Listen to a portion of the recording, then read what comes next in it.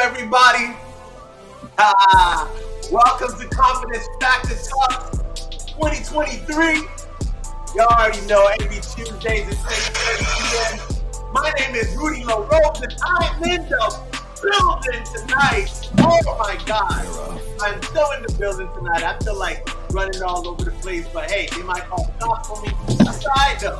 You know what I'm saying? I got legal representative all over the place. I got CF representing all over. All I gotta do is make a phone call. You know, just make a call. You know what I'm saying? Welcome to the show. It's such an honor and pleasure to have each and every one of you tonight. I'm so excited about our guest for tonight. It's going to be epic as always. You guys know how we do. And so, do me a favor before we do anything else. I need you to invite everybody you know on the planet that loves entrepreneurship. I'm talking about accountants, real estate, technology, marketing, sales, videography, photography, anybody and everybody that you know love entrepreneurship. We are having that type of conversation tonight as always. So be sure to join us every Tuesdays at 6:30 for these types of heart-level conversations that can lead to transformation. So what's up, fellas? Thank you for joining. If you're joining for the first time, make sure you put in www.streamyard.com. We need to add StreamYard so we can know who's commenting. So be sure to add, once again, www.streamyard.com/Facebook so we know who is commenting. It is very important for us to do that. Also, if you're watching the replay, put in #replay so we know that you are here and you are watching us on the replay. And of course, the last but not least, if you are feeling what we're talking about, I need you to do me one favor. Just one simple favor. Put in #heart level. That means that it is resonating with you, what's being said. Put it in the comment section. So, without further ado, we have a few people on that side. Yeah, that side. I got it right this time. I got my compadres in the building with me. And I'm excited to have each and every one of them, man. What's going on, Darian? What's going on? Bobby B in the building. Yeah. It's another Tuesday. What's going on, champions? Heart level. Listen, I just want to say to all the listening audience, I know that a lot of you guys watch us on the replay, right?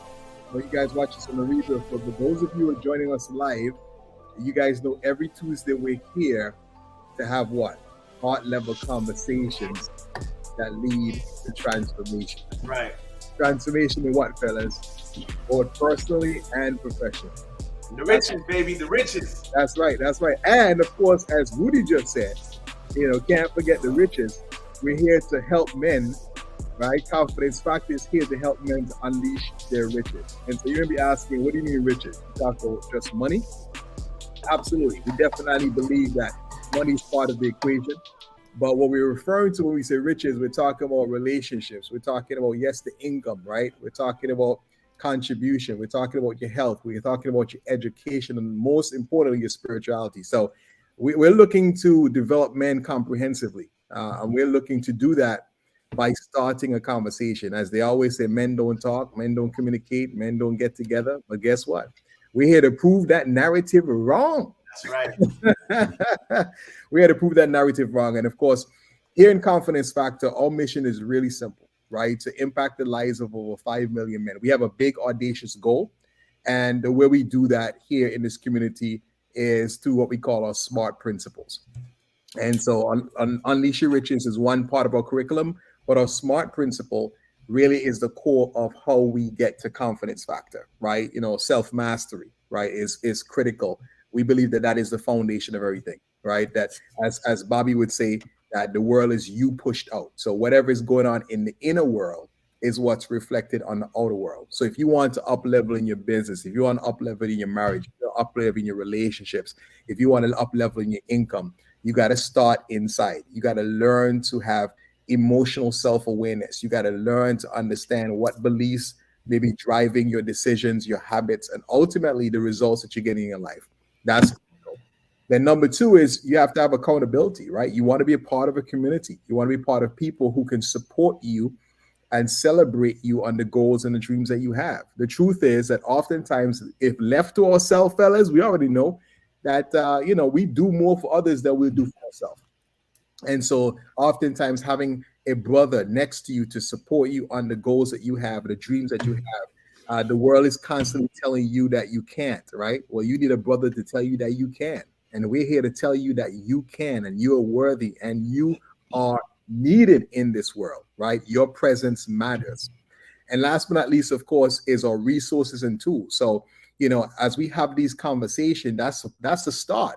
But we want to equip you, right, with the resources and the tools. So we bring on guests like the guest expert we have tonight just to share some wisdom with you, right? Listen, the fact of the matter is there's a bunch of information on the internet. You can learn anything on your own. But what people are starving for today, what people are really needing today is wisdom. People who've gone through some sort of transformation in their life and have learned something and have brought these nuggets, these lessons, these insights to you to help you to grow both personally and professionally. And that's why we're here. So I'm excited, man. I'm excited for this conversation with the guest today. And I'm excited for another day, another opportunity to just be present, to just be in the spirit of sharing, be in the spirit of giving, be used by the greater force to be able to transform someone's life, right? And so that is a blessing, and I'm grateful for the opportunity. So, hey, Bobby, I wanted to say hello to you, my brother. Of course, you are here. Your presence is felt, always appreciated, and just wanted to hear how things are going for you, how the week is going for you, my brother. I just want to kind of have a quick conversation. I see we have somebody from Northern California is in the building. Listen, we are a global community here in Confidence Factor, so we know have people watching from all around the world. So whoever you are, welcome. I can't acknowledge you because I don't see a name, but I do want to acknowledge all of you guys who are tuning in, joining, and we've supported Confidence Factor and our mission to impact the lives of over 5 million men. We do ask you to share our message, share our community, share the fact that there are men having conversations, deeper level conversations that lead to transformation, right? The world is awaiting for this type of community. So, Bobby, what's going on with you, champion? What's up, brother? Today's a great day, man. Best day of my life. I had a rough one the other day, man. 20 something years of saying today is a great day and the best day of my life. And the other day I finally said I was sad. Wow. I picked it. I picked the moment. I wanted to see what it was like if I give into the moment. Because I had two moments this week. I had one moment where I was looking at a circumstance that was not what I wanted it to be, and I laughed it off. I said it's not real. It's not real. It's a lie.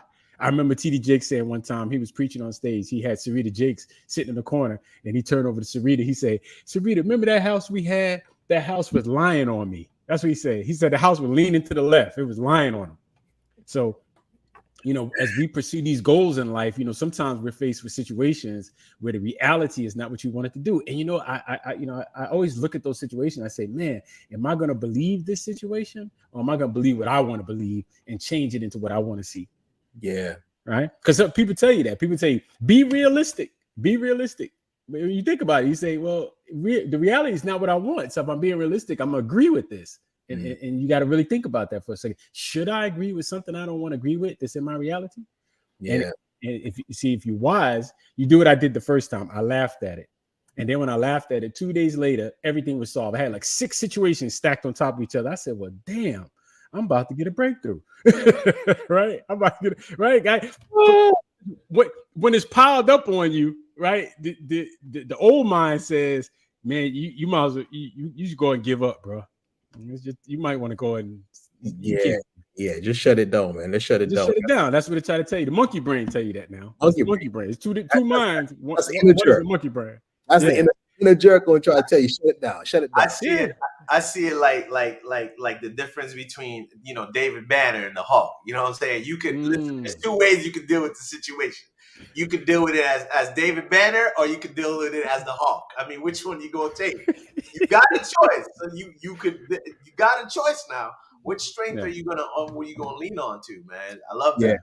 Man. So it's about the development, bro. It's about you stand up and you say, hey man, I want to be rich, I want to help people, I want to bless people, I want to do this, and you start naming all these things you want to do, and in reality, somebody's supposed to tap you in the shoulder and say, hey, you just asked for trouble, right?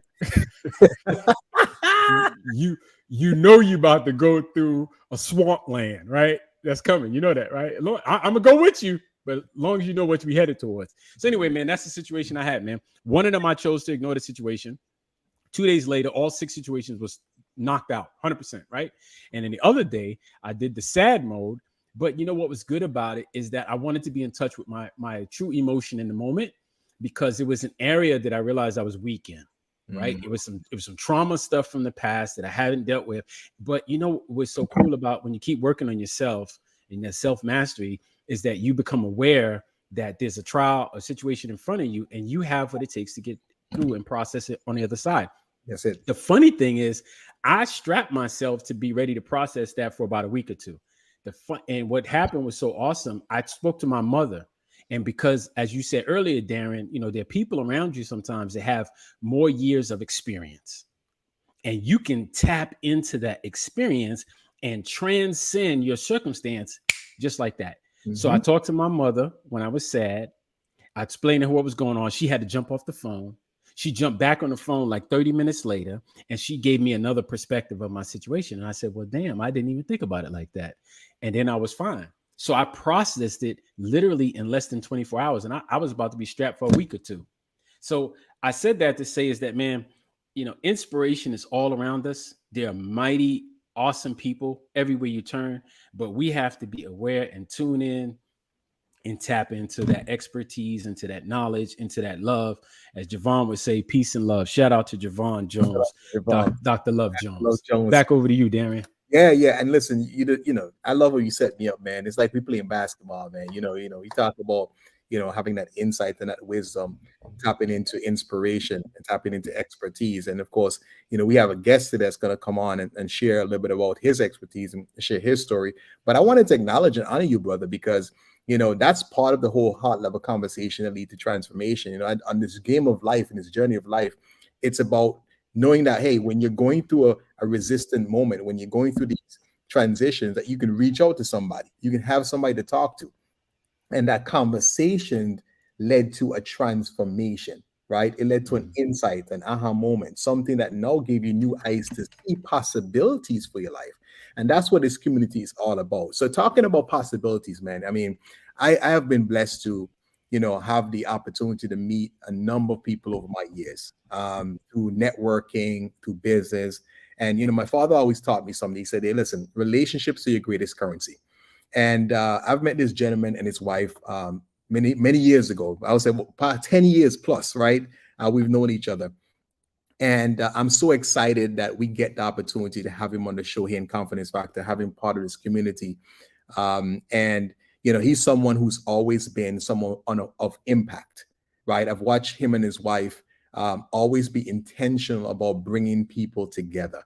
Right. And to successfully bring people from all cultures, all backgrounds together for events, primarily for business. But they were really helping to empower people and bring unity together. And I've always respected that about him and his wife and their intentionality about creating experiences and creating events and doing it with excellence, And so today we're talking about unlocking visual excellence. And we're bringing on, my friend, Richard Ortega. Right now, he's the creative director and photographer and video specialist for the Figueroa team here in Orlando, Florida. Fast-growing, team in the real estate space, just crushing it and doing well. But Richard's always had the pulse of what's happening in the creative space. He's always been someone who's highlighting others to visual excellence. And so, of course, it is my pleasure to bring him on to have a conversation tonight, to hear his story, to hear his life's lessons, to hear how he's unlocking every single day to create more visual influence. So, gentlemen, welcome to the stage, the one and only Mr. Richard Ortega. Yeah. Hot level, hot level, hot level, hot level, hot level, hot level. So Rich, listen, I'm gonna before we get into the story and all that, I love the overall title of today's show, and we're gonna take it in different directions, right?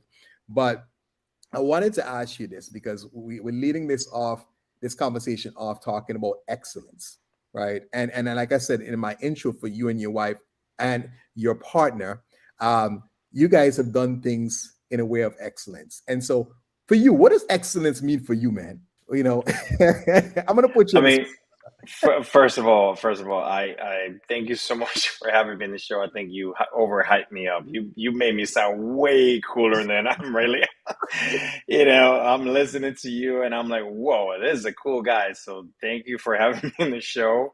And I don't know how I'm gonna follow after you and Bobby Bay with those words of wisdom. So that being said, honestly, the word excellence, it's a pretty scary word, when you put it that way, because I think, it's when we hear that, it's almost like unachievable.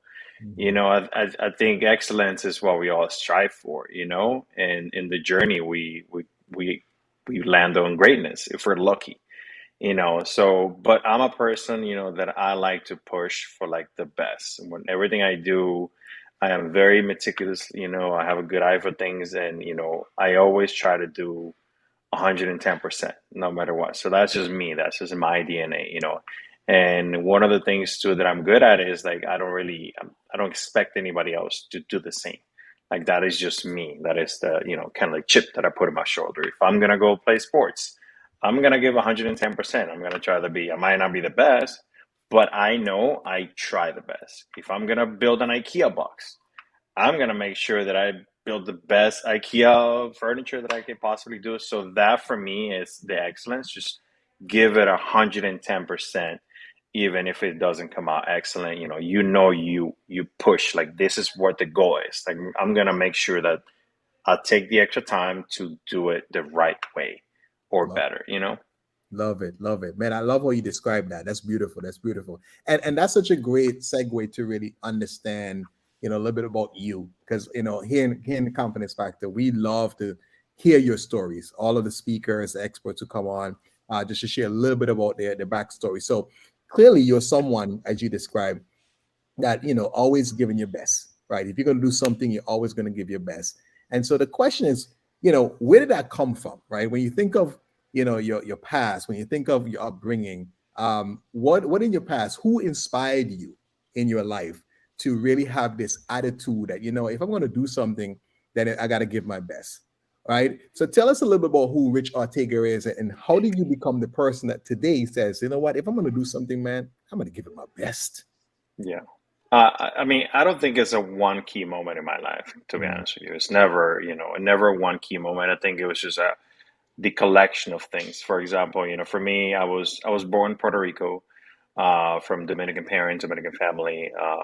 I lived there until I was probably 3 or 4, and then my parents, we moved back to the Dominican Republic, and that's where I grew up. I grew up, and for me, I think it started developing like when I played baseball. I think baseball was a key, you know, point in my life because I had just lost my father. My mom and my dad were divorced. I don't remember my dad. I never had a father figure. My mom was always working, out of the country, and I kind of grew up with my grandparents. My father passed away when I was, a month after I turned 7. Mhm. So I never really got to meet him, and then he passed away. So that opportunity was out the door. And then I started playing baseball at an early age right after that. I was a chubby kid, really out of shape. I was never really good at sports. And then I picked up baseball, and I happened to have a really strong arm. That was really it. So I was like a natural. I was just out of shape. And then baseball for me became that, that passion that really gave me some kind of like purpose for, to have that discipline of like, becoming better at something, because I wasn't really good at anything. I was okay in school, I had really, really good family, but baseball honestly really laid the foundation for me for, for work ethic. And, I grew up in Dominican Republic. Anybody who known about Dominican baseball back in the day, it was 7 days a week. During school times, I went to school in the morning. I went home at noon. I had my food, and before I had the last spoon, I was on my way out the door to the baseball field all the way until 6 p.m.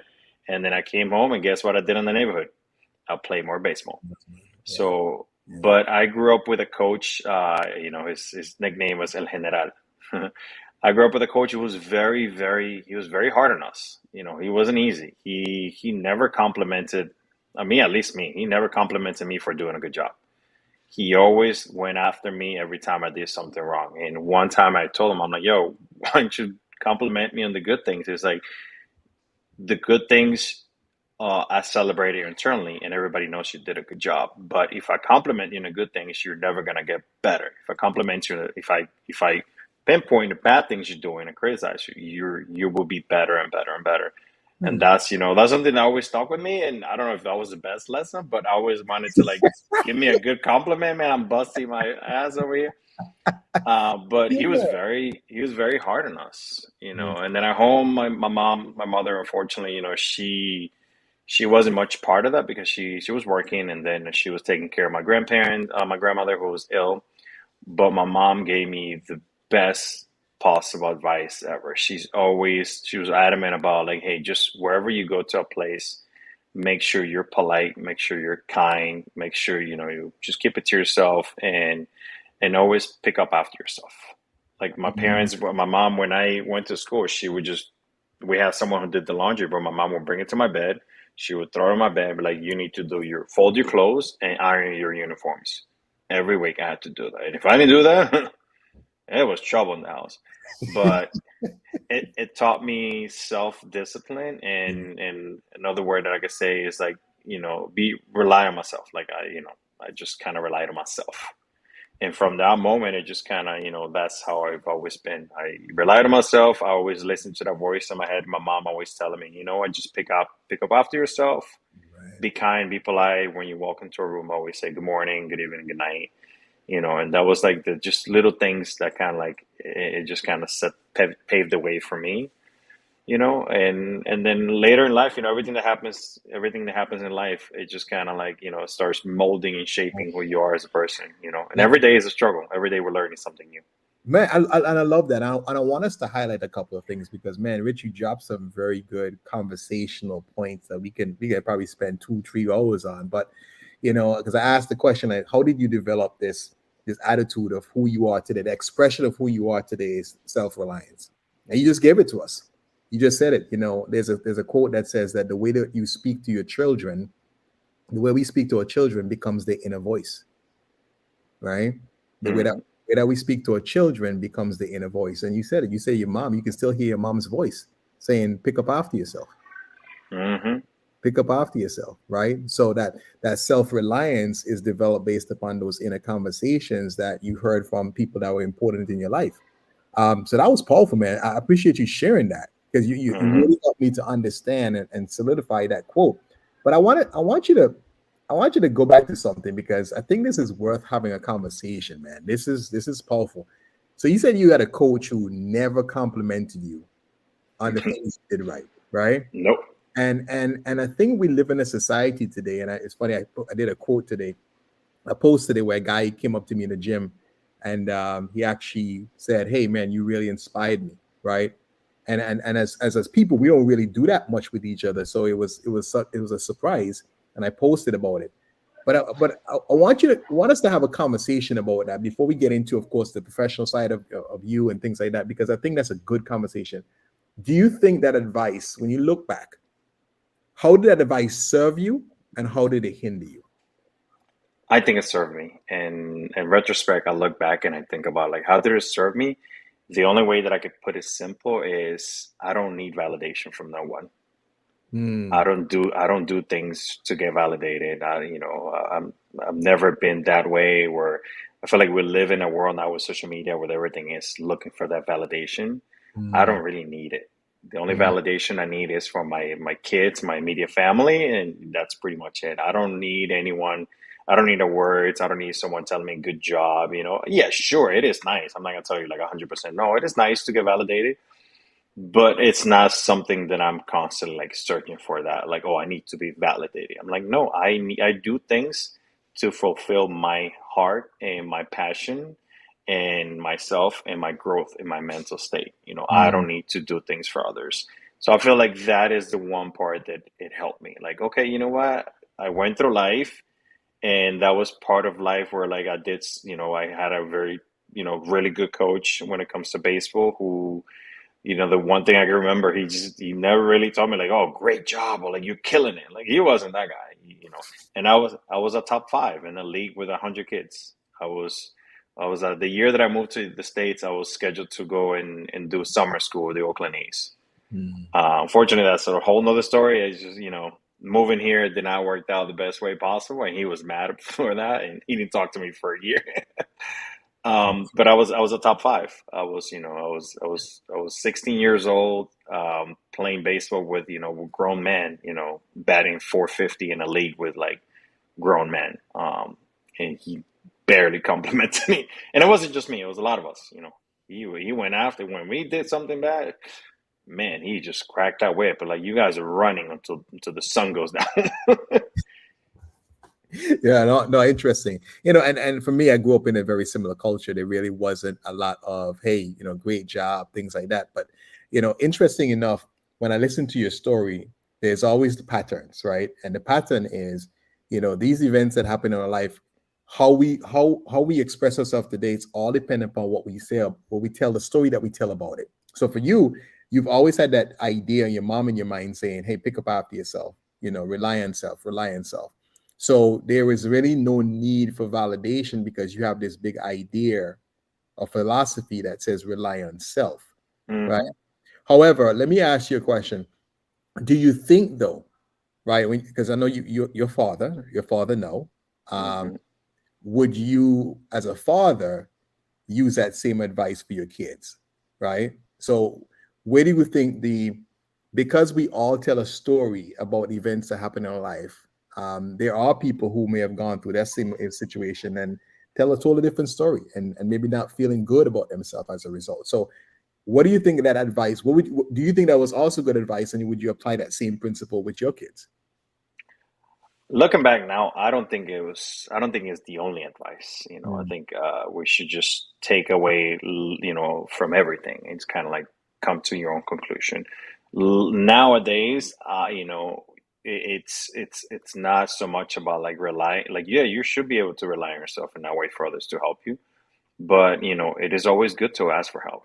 It is okay to ask for help. We live in a world where like it is not good to, you know, to compress those things because I grew up that way because of that.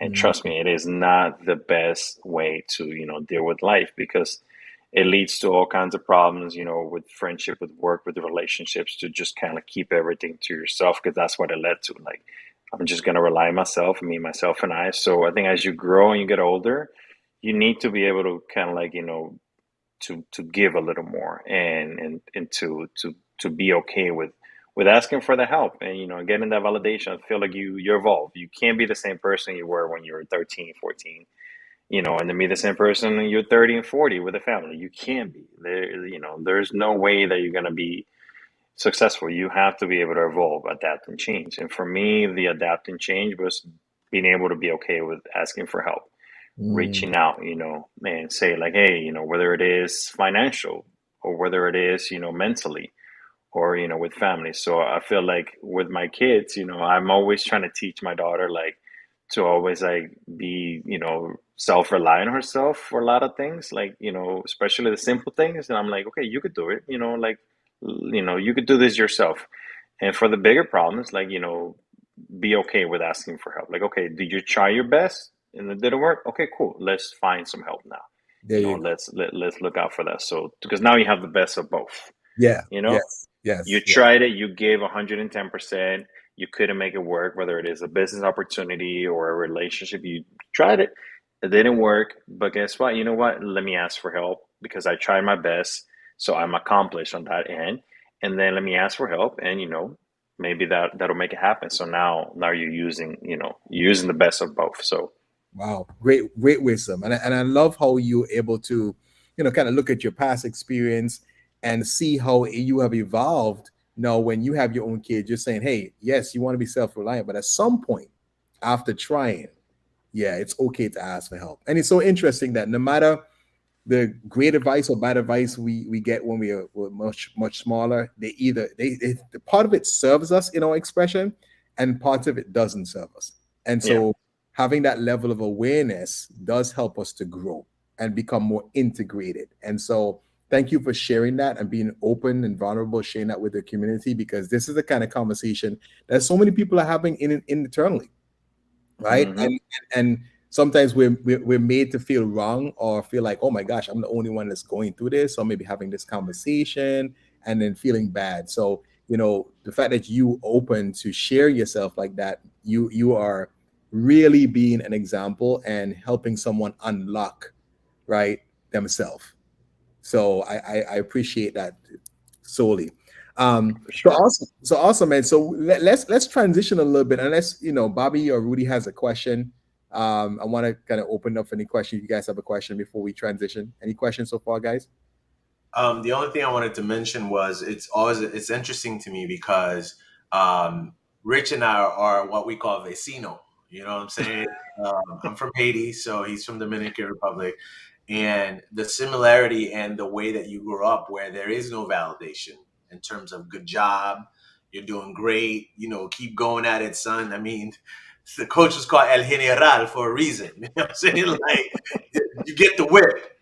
The general, yeah. Right. And what's interesting about that whole aspect is that I think society's changing even for people from the DR and Haiti and stuff, in terms of, always, going like this. Things are changing. I remember hearing a news article about Jamaica, about them punishing parents for beating their kids, because it's a huge problem over there. And so it's just interesting for me how you had that same, upbringing. And I love my mom, but the aspect of good job, I'm proud of you, stuff like that, that's not something they ever had. And so for you to, like you said, yeah, it may not been the best, scenario, but that's what they knew. And so Yeah. as you evolve, do you ever have conversation with your mom, about that? Or you just, hey, it is what it was, and I just keep it moving? I mean, I unfortunately, I don't think I ever had that conversation. My mom, God bless her soul, she passed away 4 years ago, going on 5. She suffered from depression, and I never blame my mom. I think my mom was an amazing woman. She raised 5 male boys, pretty much on her own. As I learned more about my father, and she did an amazing job. I look at myself and my brothers, and we have, yeah, we might not be millionaires, but nobody can say that we have done anything, bad in our lives, or nobody can point a finger and say, this family, this.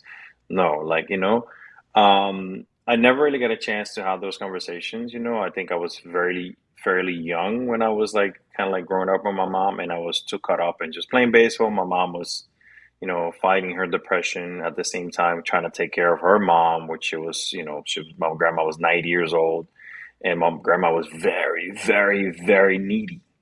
She consumed my mom with her needs, and so then my mom became that person where like she became very just kind of needy. And as she progressed in life with her depression, my mom was a person who she fed off the energy of others. She was constantly in fear. She was like, Rich, don't do this. Don't tell this person. Don't do that. Don't do this.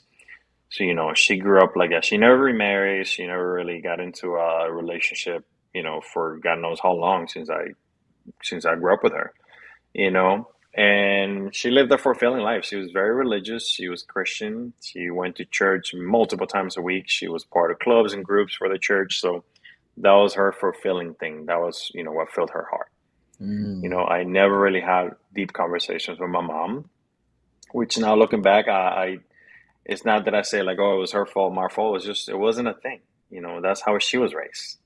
That's how she raised us, and then, one thing that I'm learning is, okay, I can't pass that to my kids. I have to try to like be more vocal with them. And even though it's against my DNA, I'm not a chatty person. I'm not a express my feelings, but I want to change. I want to break the chain. My wife has helped me a ton when it comes to that. Communication is key. You don't want to pass what your parents gave us. If you don't like it, then you got to start changing. You got to start those conversations early and make sure that you don't pass those negatives that you think were negative. So Man, you know what's beautiful is listening to you and the level of awareness that you have, right? And you have a commitment and a stand to say, you know what, I'm going to make sure that even though I am comfortable being a certain way, that expression doesn't work for the relationship that I want for my kids. So I'm going to be intentional about changing. And that's great to say that and for the listening audience to hear that, because so oftentimes, we say, well, I'm just this way. I'm just this way, right? Like we're powerless in our ability to be able to make a change, or powerless in our ability to make a new stand for how we want to be, even though we are a certain way, or that's familiar, right? Because that's really what it is. That's familiar for you. So that's awesome, man. Thank you so much for sharing your heart and sharing your story in such a vulnerable way, and really showing people what it means to allow for things to happen in the past, but be at peace with it, right? That's the thing. Like you at peace and you give a good meaning for the past. You look at the positive aspects of the relationship with your mom and how it has made you into $1 million man, right? And when I say $1 million man, because I heard you say, well, I don't know $1 million yet, but the truth of the matter is, man, you are much more than that. You're much more than that. And never, and I'll say this for this, never be defined by the money that you have. Never be defined by that. You're greater than that. It's almost like God creating everything and saying, oh, I'm great because I created this. No. Yeah, and unfortunately, that is the society we live on. Like, people are defined by their titles or their roles, Yeah. as opposed to like who they are as a person, or what the legacies they leave behind. So, Absolutely. but it's just the society we live on. Everything it's about money and status nowadays, and we just have to kind of like try to learn how to navigate through that the best way possible, and pass that on to our children, for those who have kids. And it's not an easy job, man. It's information is coming at our kids like 1,000 miles an hour. Back in the day, the only information we had, it was like, maybe going to the corner and hearing the bochinche, so, or the radio, or like maybe some TV show that was filtered. Like, nowadays it's like you can't control your 8-year-old from grabbing the phone and going YouTube and learning things that they shouldn't be learning. It's Yeah. really, really hard to control. No, You you're know, right.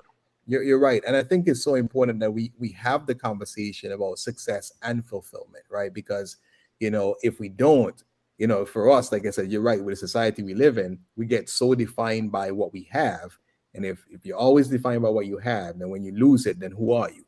Right. And so we have to be able to teach our kids that they're bigger than the things that they have externally. Life, as Bobby would say, is always you pushed out. So, man, let's make this transition. So you are a visual master, someone who creates I don't know visual. about a master, man. You're really hyping me up here. You are, damn it, you are. I'm gonna get MTV over here calling me for a production. Yeah, you are. You got to call a thing as it is, right? It is, right? Thank you. So you've been in the visual space, the photography space, and I've seen some of your work, man. Beautiful work that you produce. Of course, you work with a major company right now who's smart enough to hire you and bring you on board because of your skill set. Take us back to how did you learn? How did you know that you were someone that was passionate about this particular arena, and talk to us about the work that you've done and why it really inspires you for what you do. I mean, going back to what I said earlier about how I grew up, like, I grew up with that mentality of like, I can do things myself, so that really helped me in my career a lot. That's the one thing I could say. I picked up a camera, I don't know, 14 years ago or so, when me and Jenny started going out together. And I just had a good eye. I happen to have a good eye for photography, which not a lot of people have a good eye, unfortunately. So it kind of started with that, and I started doing some pictures here and there, portrait, and I was like very, very intrigued by it, and I just kind of started learning more. And back then, it wasn't a lot of information easily available online. So then I just kind of like took over as a hobby. And then when I moved to Florida, we became really good friends with Veronica. Me and my wife Jenny ended up getting a job with her. So at the time, I had a job. I was working at the airlines, and I was working at Apple. And our friend Veronica, she owned a small boutique shop in Apple Park. One day, she was like, "Hey, at this point, I've never taken photos of a house in my life. I've taken portraits of families and and headshots." She's like, "I have a house. Can you go and take some pictures? You have a camera?" And I was like, "Sure." So I went in and I did the pictures, and immediately I fell in love with the process. It wasn't much of a process, but the idea of me coming into an empty space where like there's no distractions, I could just be in my zone, in my element, and create something. I was like, oh, this is something that I really like more than portraits or people, because at the time I was really not liking family portraits, because like I'm personally a very confident person. Every time I took photos of people, they were like, oh, I don't like the way I look. And I was like, well, that's the way you look. So I love photography. I just didn't like the family portrait aspect of it. And real estate photography became a thing for me. So I started doing it more and more. And I was like, okay, how can I be better at this? I need to get better at this, because what I'm doing right now, it sucks. Like I was very hard on myself in the beginning. So I started just going on Google online, trying to download torrent tutorials at the time from like, people who were doing classes, and I became obsessed with the process. Like I gave it 110, 20, 200%, because I just wanted to be the best at what I was doing, what I consider that excellence. We talked about it. That's what I pushed for. And that led me to, really start picking up more clients. At the time, no one else was doing what I was doing here in Central Florida. It was very few people. Now you have 1,000 people. But back then, 2012 or so, 2013, there was nobody else. So then I started getting more calls, people calling me like, in the real estate space, like, hey, can you do these pictures for me? And I was like, you know what, this is something where I could actually maybe make a living of it, because I had enough clients at the time. So at what point I was doing 3 to 4 photo shoots a day, charging $200 to $300 a day. I mean, per.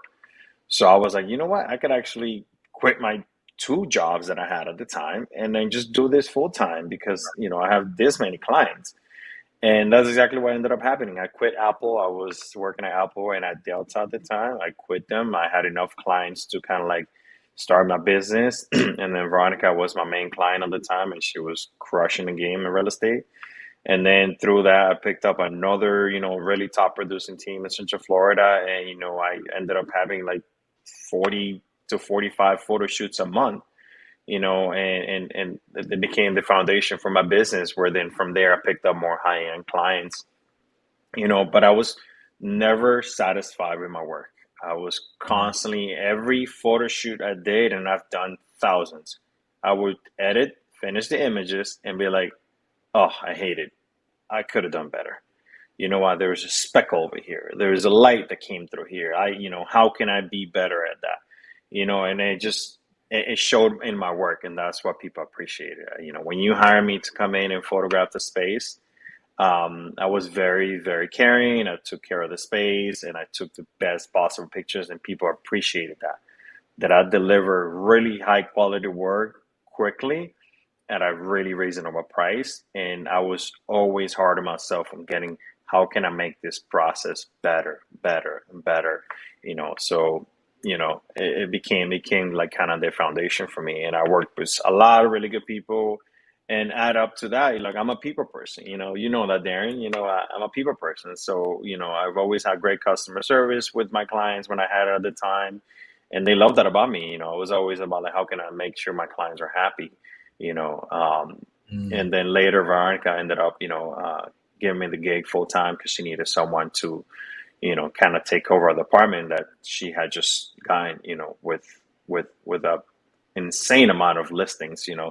So at the time, Veronica was running a smaller team, and then it just blew up, to this massive organization now, where my job kind of evolved, because I knew all the field stuff. I knew what it took. So then the needs changed. So now I went from a photographer to a videographer. The industry needed video. So talk about adapting. So I went from being a photographer very much still images to like, okay, how can I be now push my creative juices to the max by learning video.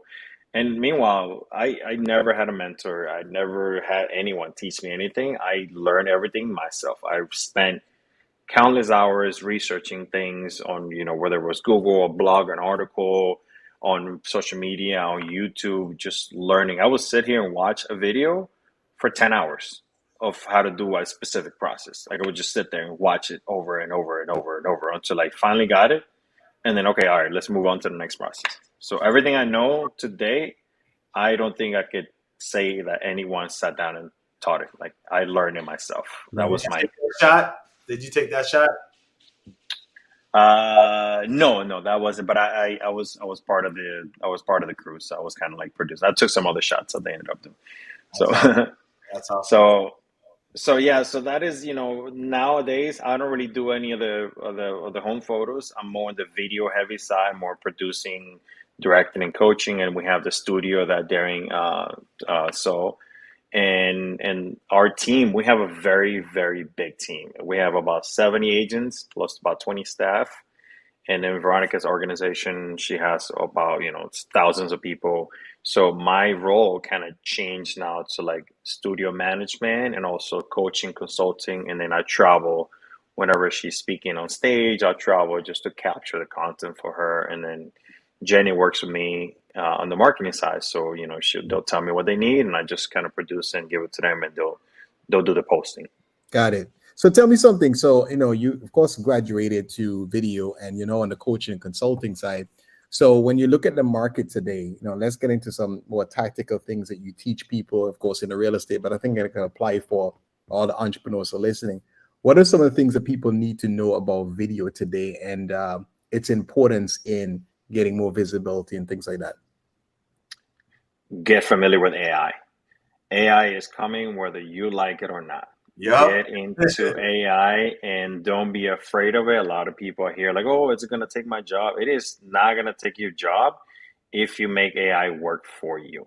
That is something that it just happened quick. COVID happened and all of those new things, new technologies happening. So get familiar with AI to help you with your creative content. Whether you're a videographer or any other career, use these new tools coming out to help you enhance your work and to scale it to make it faster. AI is doing amazing things. Obviously we're not there yet where it could just do everything. So you need to learn how to leverage AI for your job. Videographer, photographers, just get ahead of the game. Don't wait until it's too late and then AI, took your job. Like, no, like AI works for me. I use AI to enhance my job, to enhance my ability to create content and to be better and to stay ahead of the curve. So that is my one advice. Yeah. So you talk about creating content. Of course, you're on the video side. And, one of the things I want you to highlight, and I appreciate you talking about AI and, of course, letting people know that they need to embrace it because there's so much fear around it right now. But as it relates to just the idea of even just using video and being on video, especially when we are in a social media arena, why is that so important? How have you seen it transform, let's say, the real estate agents or brokerage business? What impact have you seen using video? I think video has always been there, but it's been like kind of like, all right, video, and then COVID hit. And then everybody was just at home bored, just staring at the phone, the TVs. And then, companies decided to 10x their production for like the content they're pushing out there. So now you have, the little Joe Schmo, little empanada shop that never did a video about anything because all the consumers walked in. Now Joe Schmo is doing 100 pieces of video a week because that's what he did during COVID and that worked. And now he continued to do that. So everyone that wasn't really aware that the video was a thing started doing it. So now you have every single person on the planet that has some type of business, doing some type of content because that is the fastest way to get to your consumer. Yeah, there's more of it, of course, but if you're not doing it, then, you are going to stay behind. So what we've seen the trend is, on the real estate space is that it's also shifting, shifting from your typical helping buyers and sellers, consumers, to now there is a recruiting war going on. Companies are fighting for agents to join their company. That really wasn't a thing. So now, these new models that are coming up that are all about the recruiting side. So now the content has evolved into like, okay, now not only you have to appeal to people who want to buy and sell, but now I have to appeal to like, I need Darian, who is a licensed, real estate agent. I want him to join my team. So, that the game has changed completely. So now the coaching is huge, and the best way to get to people is, through content. You got to just push it out there, and not the highly produced content. I'm all up for it, but sometimes the best one is grab your phone, boom, record it, post it. I think I saw the writing on the wall when Will Smith started posting videos with his phone. I was like, okay, things are changing. Yeah. I mean, and it's going to continue to evolve. Today is learning AI. Tomorrow it might be something completely different. But I feel like a lot of us, especially in the creative side, don't be afraid of like what's new. Just embrace technology. Use it to your advantage, because that is the only way that you're going to survive in the space.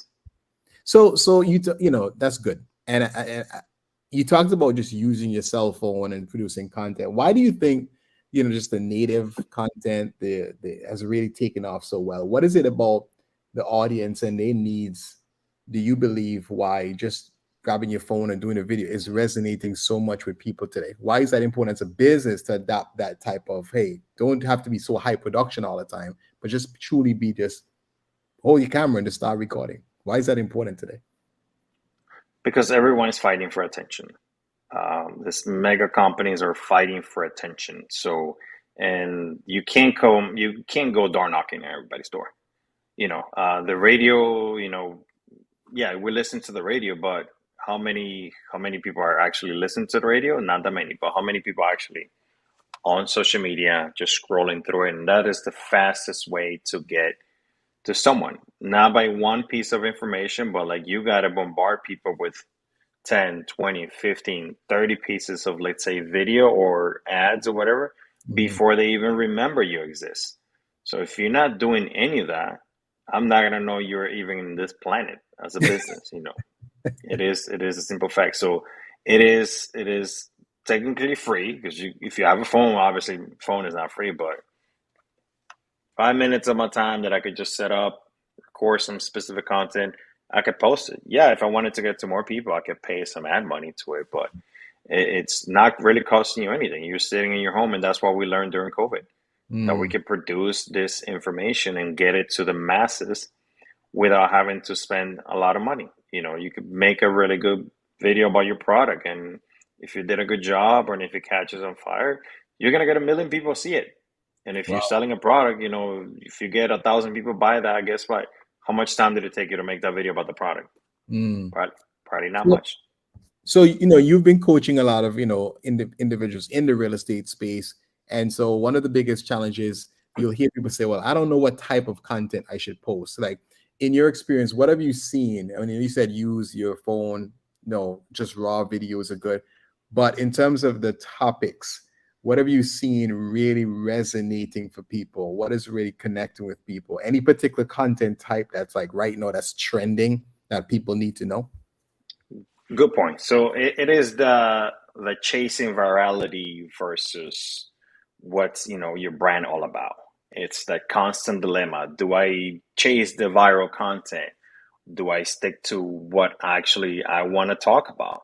And a lot of companies have lost their kind of like essence of who they are, because they just want to do what goes viral, and that's okay. You could do that. You could just go on social media and like look up, see what's popping right now, and then just do a video about that. Or like, let's say if you have a business that you sell, candles, you sell, scented candles. Just go on social media and see what people are looking for, what specific scented candles, and do a video about that. Also, what I said about using AI to your advantage. Right now, you could use software like ChatGPT and just type in, what are people searching for? What flavor of candle people are searching for? you know, and it's going to give you a list of things. So then you could just take it from there and make a video about that. It is so much easier now to create content that is engaging than it was 5 years ago because of all the new tools that are available, you know, free. There's so many. You can download an app that tells you, look, I use vidIQ, which if you're a YouTuber, it's a huge app. I love it. Absolutely. So what vidIQ does is it plugs into your back end of your YouTube. And what you could do with vidIQ is you could go to a competitor. One thing you could do and search for keywords. What is your competitor using on their videos? What tags are they using to get to an audience? And you could just copy those and use it to your own videos. Or what you could do is you could type in Orlando, Kissimmee, Florida, or whatever, a specific topic, and it tells you what people are searching for, what type of videos they're watching, how long they're watching the videos, and what other videos are they looking for based on that. So now with a couple of clicks, you have multiple ideas of what content you could do based on your business. So there are so many tools that you could, you know, really use to help for your content. vidIQ, I love them, or TubeBuddy, as some people call it. And then, you know, use ChatGPT nowadays, or any other app that can help you with that. But you know, that is the one advice that I could give you. So either you chase viral content, and that means just go on social media and you can see it, you can see what's trending, you could chase that virality and see if it sticks, or you could do more intentional content about your brand or what you want to talk about. And the key thing on all of this, you want to know what is, Darren? Consistency. Consistency. So many people give up after they do 2 or 3. You gotta keep pushing. You gotta keep doing. So 5-10 years ago, you did 5 videos and you did a lot. Nowadays, you gotta put up 100 pieces of video before the algorithm knows that you're serious. You know, so you gotta stay consistent. If you're not consistent, you're not gonna see results, just like anything else. I mean, working out, anything in life, if you're not consistent, you're not gonna see results. Right. And in the social media and the content creator space, you got to keep doing it. And also, like, don't switch it up. I see people making the mistake where they start talking about, you know, one thing, and then next week they're talking about something completely different. If you're a fisherman, talk about fishing. Don't talk to me about selling cars, because you're going to, yeah, don't post 10 videos about fishing and then the next 5, I'm like, you know, let me show you how you buy a car. No, boom, buy. Because consumers have the power to just quickly turn you off. You know, consumers, I'm going to be like, nope, that's not what I signed up for. So just keep it consistent. Use AI to your advantage. Don't be afraid of it. It is so much easier than what we think. Like, you know, 10 years ago, to come up with something decent content, you had to like sit, let's have a meeting there. Let's have multiple meetings and think about this, see what we're going to do. Now you could just go to one of these apps. Hey, what are they searching for in this specific location, you know, for this, this, and this, and write me a plan. You could do that with softwares like ChatGPT, and boom, now you have a content plan for the entire week or the month if you want to. Yeah, that's true. That's true. So you mentioned vidIQ as a tool, and that tool you mentioned allows you to find what are some of the topics that people are talking about, or your competition is ranking for, those keywords and some of the videos that are ranking. So that's a good app. So it's vidIQ. That's vidIQ, right? Yeah, vidIQ. It's a plugin that you put on Google Chrome, and it kind of attaches to your YouTube account. So if you're not using vidIQ, you have to. It's a free version, which is amazing. And then if you want to do the paid one for a couple extra features, it's really not much. I think it's maybe like $5 or $10 a month. But it really helps you enhance your content. So what it does, it tells you what your consumers want. So the mistake, for example, that I made early on in the business, it was we were just cracking our brains like, okay, what should we put out there? Instead of like, no, what do consumers want me to, what do they want to hear? So now with these tools, you know, we could just be like, oh, okay, consumers are looking up, you know, they're looking videos of cats playing with, you know, with toys. All right, let's make a video about cats playing with toys. And sometimes it might not be what we want, but guess what? That is that virality thing, chasing the viral content. So, you know. Wow. And I hope that makes sense. No, it does. It does. So that's another big thing you mentioned. Of course, vidIQ, right? Doing the research, focusing on what is it that my audience wants. And then again, a little bit of virality content with a little focus on your company content. So you can do a little bit of mixture, or you could do one or the other. But whatever you do, make sure it's consistent.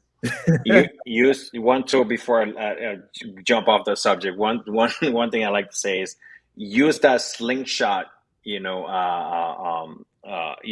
it as a slingshot. Like let's say you have your business, your coach in the space of medicine. You're talking about medicine, but you see a video, or as I call it, a train that is on fire, going really fast to where you want to go for content. So use that slingshot to grab yourself to that train, meaning use that to talk about a content about that. There's a video that went viral. Okay, let me use that to help me propose without, and then just drop me off on my destination. And I can continue to do that. So use the usage of both. It's very key. Don't just use one thing. 2023, you got to use all the tools you can. I love that. That's a good tip, man. Thank you, and thank you for that. And that's a good one to close us out. That's a powerful one. So what Rich was saying is like this: hey, listen, you can do viral content, or you can do your regular, focused niche content. But if you're doing niche content, use the viral content as a slingshot to jump on that train and get more people, more visibility for your content and for your business. That's powerful. I love it. And consistency is key. And consistency is key. It's like they always say, you're either consistent or you're non-existent. Yeah. All right. So we're going to end with that. So Rich, man, thank you so much for your valuable insights, your life lessons, and your story. We've got so much rich information from what you shared today, man. Thank you for opening up your heart. Thank you for sharing us, the insights that you've had, the life lessons you've had, and of course, some of the tactical tools and resources that we can use to be able to get more visibility, to grow a business, and be excellent in life, right? Thank you so much, guys, for having me. Thank you, Bobby. Thank you, Rudy. Pleasure to meet you on camera. Hopefully, in the next one, we can actually all meet in person. For sure, man. And always given, of course, we got to give Rich a huge heart level on this. Heart level. Yes, sir. Heart level for sure. Heart level. All right, Rich, we're going to put you back in the room. Appreciate you, my man. And we're going to finish up the show. But listen, fellas, that was a great conversation. All right. I know I was asking all the questions, but I do apologize for monopolizing the conversation. But man, Rich was dropping some good stuff, and we learned so much. I'm appreciative of the last couple of tidbits that he gave. That was solid. I'm gonna definitely be using that. Slingshot. Hey, we gotta do some slingshot content, fellas. We got slingshot. Slingshot content. All right, so Bobby, listen, I know you have the inspiration injection, man. Take us over, brother. Yeah, man. Guys, we appreciate you guys watching tonight. You guys got to hear it. Listen, we talked about it in the beginning. It's about self-mastery. Rich has really laid a solid foundation about self-mastery. He talked about learning to love the process, digging in there deep, finding what you love. He talked about, having the right resources and tools, right? vidIQ. He gave you great resources and tools. And obviously we have the accountability, right? He has a loving, supporting family that's behind him, pushing him. He says he has a huge team. So guys, that's being smart. Self-mastery, accountability, resources, and tools. That's a winning combination, and it can be done over and over again. And as Rich said, it's about consistency, right? And as we say, when you work out, it's only 2 times you need to show up: when you feel like it and when you don't. And that, my friends, is the truth. So with that being said, we appreciate you guys watching. Tonight's inspiration injection is life is like photography. You need the negatives to develop. That's coming from Kiad K. Abdul, and I just think it was fitting and appropriate. Guys, we appreciate you getting watching. We'll be back again next Tuesday with another expert to help you to level up your smartness in your life. And as we say here at Confidence Factor, remember, in everything that you do, make sure you keep it heart level. Appreciate you guys. See you next week. All right. Thank you, everyone.